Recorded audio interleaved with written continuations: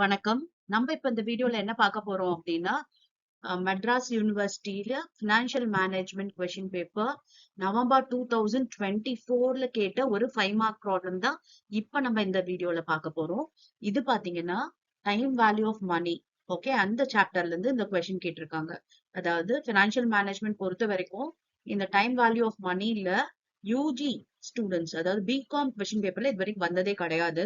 இதுதான் வந்து first time. Because வந்து பிஜிக்கு வந்து கேட்பாங்க, பட் யூஜிக்கு வந்து கேட்டது கிடையாது. இது ஃபர்ஸ்ட் டைம் கேட்டிருக்காங்க. ஆனா ரொம்ப ஈஸியான ப்ராப்ளம் தான். எஸ், இப்ப ப்ராப்ளம் பார்க்கலாமா? Mr. Manoj invest rupees 1 lakh in bank at 10% for 5 years.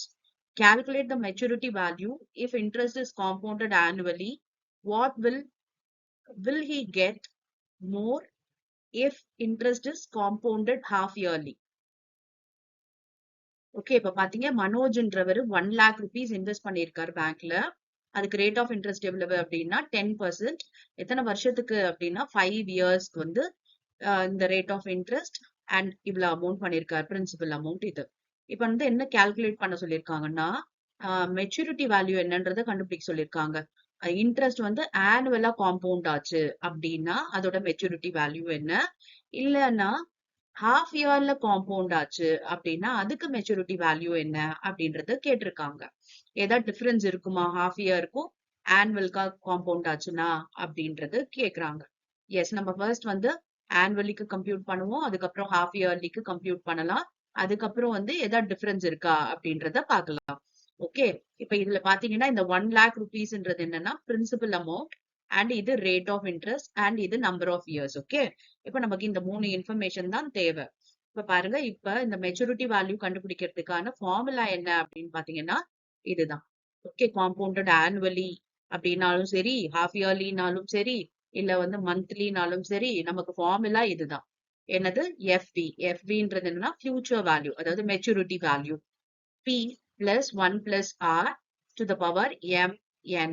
Okay, nm அப்படின்றது என்னன்னா நம்பர் ஆஃப் இயர்ஸ், அண்ட் mன்றதுனா frequency ஆஃப் காம்பவுண்டிங். ஓகே, ஆர்ன்றது ரேட் ஆஃப் இன்ட்ரெஸ்ட் அண்ட் பின்றது பிரின்சிபல். எழுதிக்கலாமா? பாருங்க, பிரின்சிபல் எவ்வளவு 1 lakh எழுதியாச்சு, அடுத்து ஆர் வந்து 10% எழுதியாச்சு, அதுக்கப்புறம் என் வந்து 5 இயர்ஸ் தெரிஞ்சிருச்சு. எம் எப்படி கால்குலேட் பண்ணணும் அப்படின்றது பாருங்க. frequency ஆஃப் காம்பவுண்டிங் சொன்னேன் இல்லையா, இது ஆனுவலி அப்படின்னு சொன்னதுனால 12 divided by 12 போடுறோம். ஓகே, இது வந்து 12ன்றது நியூமரேட்டர் அதே தான் வரும். டினாமினேட்டர் இங்க கொடுக்கறத பொறுத்து. ஆனுவலி அப்படின்னா நம்ம 12 months. ஆனுவல்னா என்னது? 12 months தானே. ஹாஃப் இயர் அப்படின்னா இங்க 6 போடுவோம். ஓகே, அப்ப இது ரெண்டுத்தையும் டிவைட் பண்ணோம் அப்படின்னா 1 தான் கிடைக்குது.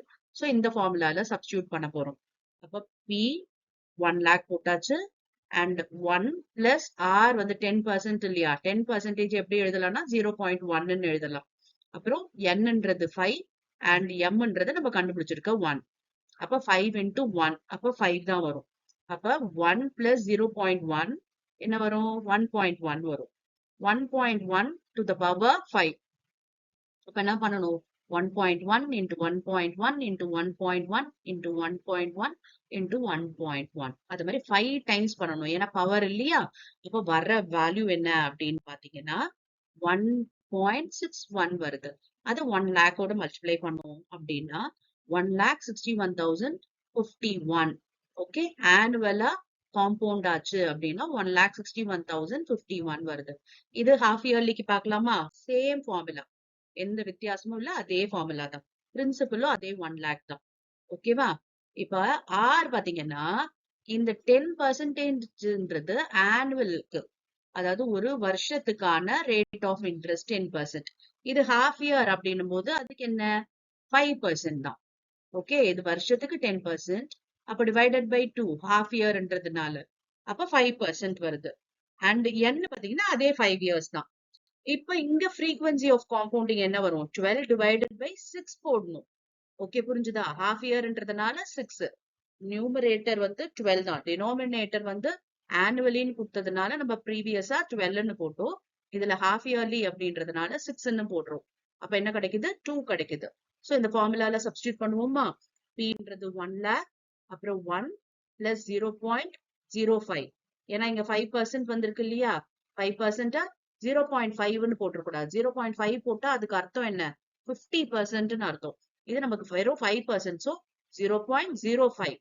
அப்புறம் 5ன்றது number of years into 2 frequency of compounding நாங்க கண்டுபிடிச்சோம் இல்லையா 2. அப்ப 5 இன்டூ 2 எவ்வளவு? 10. அப்ப 1 plus 0.05. ஓகே, அப்ப என்ன வரும்? 1.05 வரும். அத 10 டைம்ஸ்க்கு நம்ம மல்டிப்ளை பண்ணணும். 5 டைம்ஸ்க்கு பண்ணிட்டு வர ஆன்சரை திரும்பி பண்ணீங்கன்னா 10 டைம்ஸ்க்கு கிடைச்சிட போகுது. புரியுதா? இப்ப ப்ரீவியஸா போட்டோம் இல்லையா, ஆனுவலுக்கு 5 டைம்ஸ் பண்ணோம்ல, அதே மாதிரி இதையும் வந்து ஒரு 5 டைம்ஸ் பண்ணிட்டு வரா இல்லையா ஒரு ஆன்சர், அதையே திரும்பி நீங்க மல்டிப்ளை பண்ணா 10 டைம்ஸ்னு ஆயிடும்.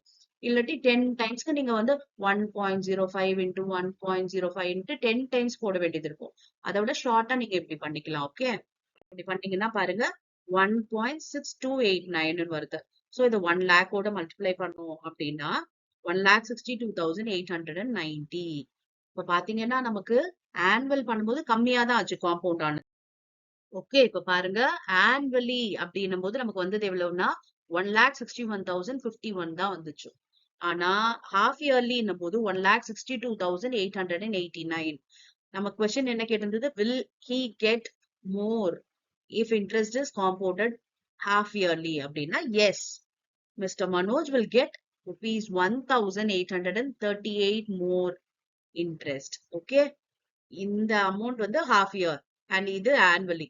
அப்ப ஹாஃப் இயர்ல ஜாஸ்தி வருது. எவ்வளவு ஜாஸ்தி வந்திருக்குன்னா 1,838 ஜாஸ்தி வந்திருக்கு. ஓகே, அவருக்கு வந்து ஹாஃப் இயர்ல நம்ம இன்ட்ரெஸ்ட காம்பவுண்ட் பண்ணா, இதுவே ஆனுவலுக்கு காம்பவுண்ட் பண்ணுச்சு அப்படின்னா நமக்கு கம்மியா தான் வந்திருக்கு. ஓகேவா? புரிஞ்சுதா இப்ப இந்த ப்ராப்ளம்? எஸ், ரொம்ப ஈஸியான ப்ராப்ளம் தான். இதான நிறைய பேர் வந்து மிஸ் பண்ணிருப்பாங்க. ஏன்னா டைம் வேல்யூ ஆஃப் மணி வந்து படிச்சிருக்க மாட்டாங்க. ஓகே, யூஜி ஸ்டூடெண்ட்ஸ் வந்து படிக்க மாட்டாங்க. பொதுவா பிஜி ஸ்டூடெண்ட்ஸ் தான் அதை படிப்பாங்க. எஸ், இப்ப நெக்ஸ்ட் பாத்தீங்கன்னா வேற சாப்டர்ல இருந்து நம்ம ப்ராப்ளம் பார்க்கலாம். Thank you for your patient listening.